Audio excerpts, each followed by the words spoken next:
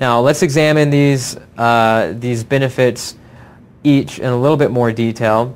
If you look at the higher contribution limits, these contribution limits are per participant, and as a participant you can make contributions through the role as employee. So with the employee you can make $15,500 per year in contributions. These are based on 2008 limits.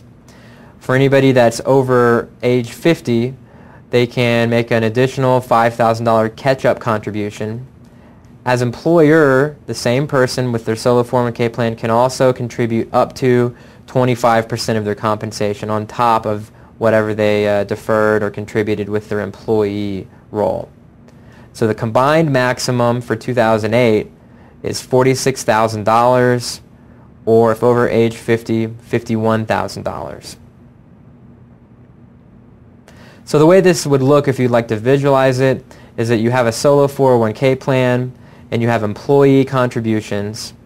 Now, the employee contributions can be non-Roth, meaning tax-deductible contributions that also grow tax-deferred, or they can be Roth contributions, which are after-tax contributions that are tax-free with qualified distributions. So the employee contribution can be all non-Roth, or it can be all Roth, or anything in between. Then there's the other side of contributions, the employer contribution, and this is only non-Roth.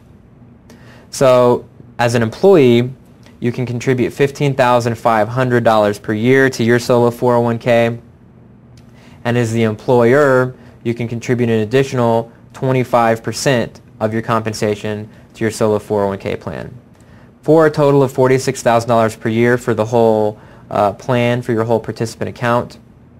And if you're over age 50, you have an additional $5,000 catch-up contribution on your employee side and an additional $5,000 for your total limit. Where this gets very interesting is when a married couple is involved in a business, self-employed with no employees, and they qualify for the solo 401k, because those limits are per participant.